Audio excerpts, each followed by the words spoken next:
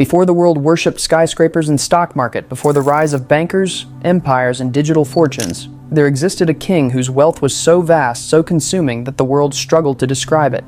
They called him the Lion of Mali. Others whispered his name with Mansa Musa, a ruler so wealthy that when he stepped into a foreign city, the price of gold collapsed. A man whose legacy should echo louder than Julius Caesar, Genghis Khan, or the kings of Europe, and yet history nearly erased him. Why? How did the richest man who ever lived vanish from the world's memory? Today his name is forgotten by textbooks, ignored by empires, and buried under the sands of West Africa. But the truth survives. In crumbling manuscripts, fading maps, and the ruins of an empire built from pure gold. This is the story of the forgotten Sultan. A man whose fortune dwarfed the wealth of pharaohs, sultans, emperor, even every modern billionaire combined. The world remembers the fall of kings, but this is the rise of a king so powerful the world tried to forget him. Long before Mansa Musa was born, the West African land we now call Mali thrived in secrecy and silence. There were no European eyes here, no explorers, no invading armies, no chroniclers to twist the truth, only caravans, stretching beyond the horizon. Across deserts and grasslands, the trans-Saharan trade routes pulsed like veins. Salt, ivory, slaves, and above all, gold. Deep in this land was the Wangara goldfield, the richest source of gold on Earth. Here, miners pulled shimmering dust from rivers and unearthed nuggets the size of fists, and Mali controlled it all. Gold did not just enrich the empire, it defined it. Every grain of gold dust passed through the king's authority. Every caravan that crossed the Sahara paid tribute. Europe, barely crawling out of the Middle Ages, had no idea that a golden empire glowed just beyond the desert. But Mali was no crude kingdom. It was a world of scholars, judges, poets, and astronomers. Cities larger than London, markets more organized than Florence. At its heart was the Keita dynasty. And from this royal bloodline came a boy destined to reshape the world, Musa. He was educated in Islamic law, trained in warfare, and raised among elders who believed leadership was a sacred duty. Yet the throne did not come to him through inheritance. It came through mystery. The king before Musa vanished. Not in war, not in rebellion. He disappeared into the ocean. He had believed the world did not end at the horizon. He sailed west and never returned. Musa was chosen to rule in his place, the steward of an empire made of gold. When Musa ascended the throne in 1312, he did not inherit a kingdom. He inherited a golden machine. Mali was vast, stretching across today's Senegal, Mali, Gambia, Guinea, Niger, Nigeria, and Mauritania. It was larger than most European empires combined. Caravans crossed its borders carrying gold dust packed into leather pouches. Miners washed rivers, collecting gold flakes that sparkled like morning light. Blacksmiths hammered golden jewelry, royal crowns, and ceremonial swords. Musa did not simply rule a wealthy kingdom, he ruled half of the world's known gold supply. His treasury overflowed. His nobles wore gold armlets and embroidered robes. His soldiers marched with spears tipped with gold. Yet wealth alone did not define Musa. Faith did. He was deeply religious, devoted to Islam, and believed that leadership was service to God. And so he made a decision that would shock the world. A decision that would reveal just how wealthy he truly was. He would perform the Hajj, the pilgrimage to Mecca, thousands of miles away. No one imagined what he would bring with him. No one expected a king to travel with an entire empire at his heels. But Musa was not any king. He was the richest human who had ever lived. And he would prove it to the world. A king's wealth often commands armies. A king's wealth often subdues rivals. But in the empire of Mali, wealth served a different master. Faith. Mansa Musa ruled with absolute power, yet bowed humbly before God. His devotion was known across the Sahara. He funded mosques, supported Islamic scholars, and studied the Quran with unwavering dedication. But the duty of faith carries one command that few kings dared to obey. The Hajj, a journey to Mecca that spanned deserts, kingdoms, and seas. For ordinary believers, the Hajj was an act of sacrifice. For Musa, it would become an act of revelation. No king had ever attempted this journey with such grandeur.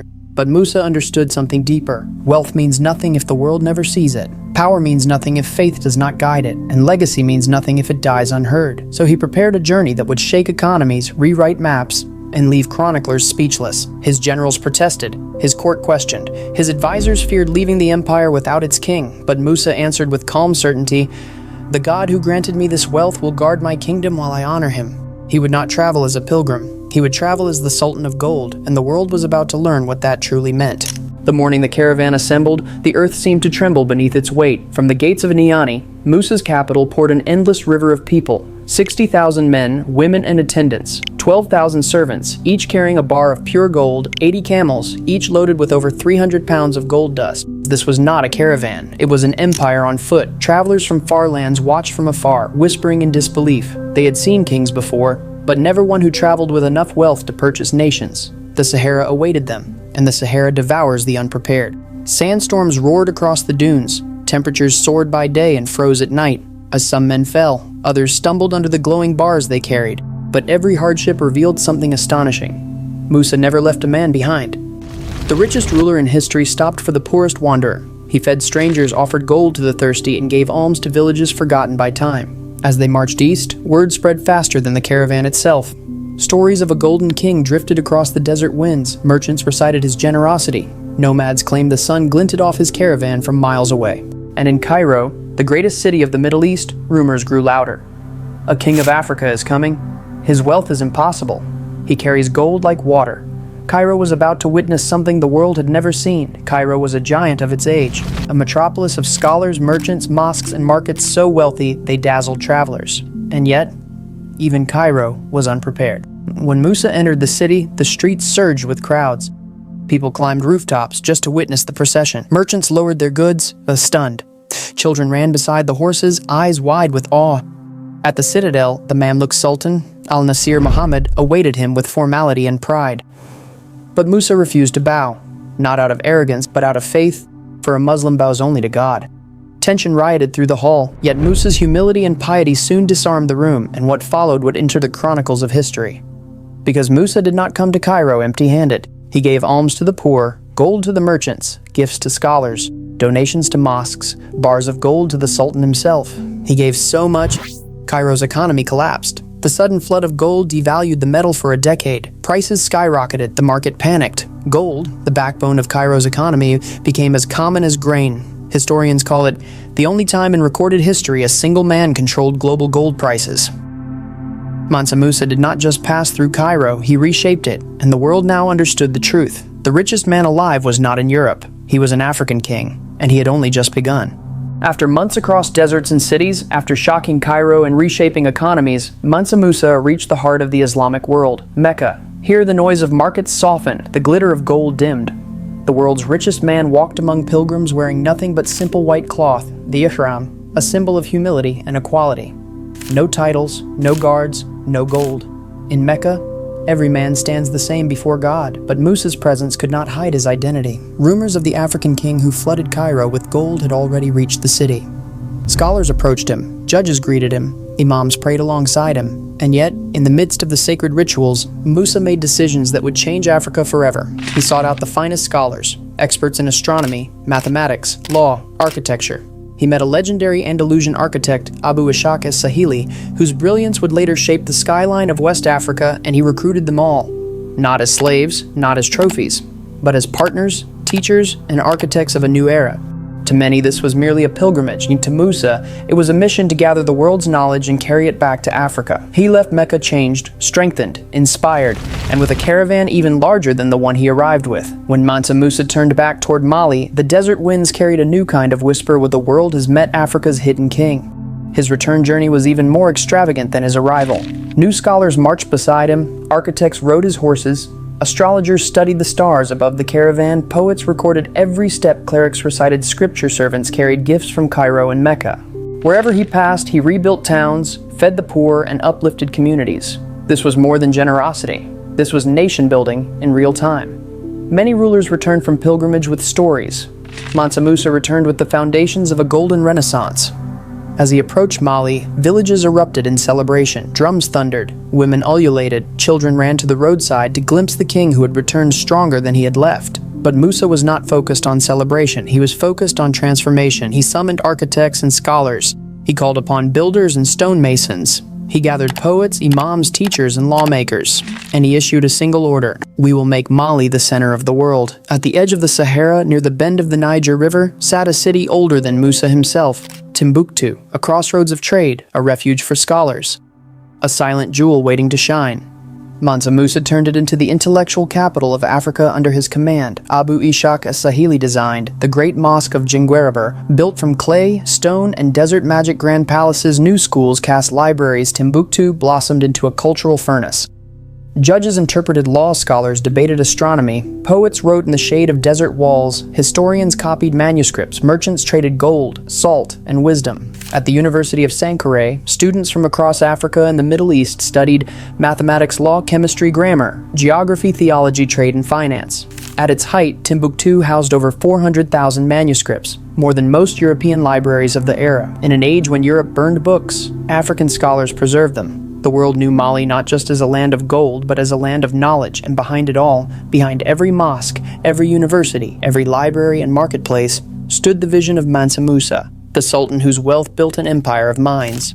Even after his legendary pilgrimage, Mansa Musa's wealth only grew. Some say he controlled half of the world's gold. Others claimed his mines were so deep that the earth itself bled gold for him. But his riches were not just underground. Caravans crossed the Sahara with bars of gold, ivory, kola nuts, textiles, slaves captured, and wore exotic goods from across Africa. Ships sailed the Niger River carrying wealth to cities across the empire.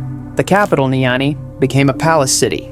Walls gleamed with imported tile. Markets overflowed with goods from Egypt, Morocco, Yemen, and beyond. Foreign merchants wrote, "The king of Mali lives like a ruler from paradise." But unlike many kings, Musa did not hoard his wealth. He reinvested it into his empire. Roads, mosques, housing libraries, irrigation systems, trade routes. He paid scholars with gold. He rewarded artists. He kept soldiers loyal. He built cities that would last for centuries. This was not just wealth, this was statecraft. Yet even in his brilliance, Musa had a blind spot, a shadow forming behind the golden empire he built. While the world celebrated Mansa Musa's wealth, few noticed the cracks forming beneath it. Because gold, as powerful as it is, can also be a curse. Mali's economy depended heavily on gold exports. The more gold Musa gave away, the more the market fluctuated, the more the world learned about West Africa's riches. The more outsiders became hungry for a piece of it. Foreign empires began watching Mali. Maps were drawn, routes were recorded, caravans spied, traders whispered. For the first time, the world knew exactly where Africa's gold was coming from. Knowledge brings opportunity, but it also brings predators. Inside Mali, the empire's size became a challenge. Maintaining roads, borders, and armies required enormous resources. Local chiefs grew powerful. Some resisted Musa's central authority. And then came the greatest weakness of all. Mansa Musa was mortal. He was a visionary, a builder, a scholar king, yes, but he was also one man. And when a king holds an empire together through sheer brilliance, that empire can crumble when he is no longer there. Mansa Musa died around 1337. His son, Mansa Musa, inherited the throne, but not the vision. Without Musa's leadership, rival kingdoms rose, trade routes shifted, internal disputes erupted, the empire fractured, and then history delivered its final blow. By the 1500s, European explorers reached West Africa. They documented kingdoms, but not fairly. Many European writers dismissed African achievements. Some erased them entirely. Others refused to believe that a black African empire once dominated global wealth. Libraries in Timbuktu were raided. Manuscripts were scattered or hidden. Scholars fled, the empire faded. And so Mansa Musa, once the richest man alive, became a footnote, a rumor, a legend, a king the world forgot, until now. Today, historians call Mansa Musa the richest person in human history, richer than Bezos, Musk, and every oil dynasty combined. But his legacy is not just gold, it is infrastructure, education, architecture, trade, literacy, faith, innovation. The world remembers him for his wealth, but Mali remembers him for something greater. He built a civilization where knowledge was more valuable than gold. The mosques he built still stand. The manuscripts of Timbuktu survive in private collections. Young Africans study his legacy. Economists reference his pilgrimage. Artists paint him as a symbol of African power. For centuries, the world forgot him. But now, his story is being told again, stronger than ever. A reminder that Africa was not just a continent of kingdoms, but a continent of empires, of scholars, of wealth, of brilliance. And at the center of it all stood one man, Mansa Musa, the forgotten Sultan, the richest king in history, the ruler who turned gold into knowledge and knowledge into power.